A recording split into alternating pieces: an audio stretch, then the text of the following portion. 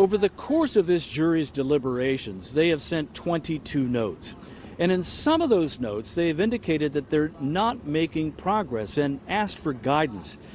But as the judge pointed out today, at no time has this jury as a whole sent a note saying that they were hopelessly deadlocked. But the frustration of not reaching a verdict came out very clearly today in two of the notes that were sent to the judge.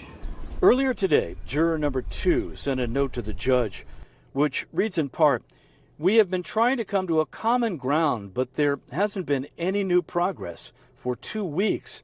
Another note, also sent today from juror number 3, said in part, "While a significant majority of us strongly believes that the government has not met its burden of proof beyond a reasonable doubt to convict the defendant of the first 4 counts, we have engaged in rigorous debate." After reading those notes, the prosecutors in the case asked the judge for a mistrial, a request Judge Todd Edelman denied. Instead, the now jury of 11 people will come back on May 4th to see if they can come to a conclusion.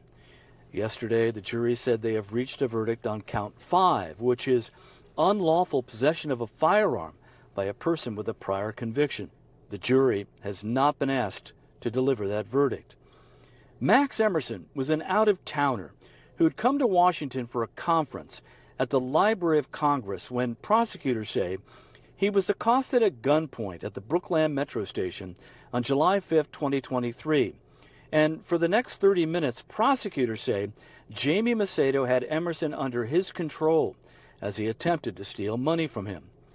In the moments before Emerson was shot in a park on the campus of Catholic University, Emerson sent a text to his mother saying he needed help and was being robbed at gunpoint. But Macedo took the stand in his own defense and said it was all a misunderstanding and that he was not trying to rob Max. In fact, he testified Max Emerson was trying to help Macedo after hearing how he lost his job and had kids to feed. Emerson, he said, sent him $300 on Cash App.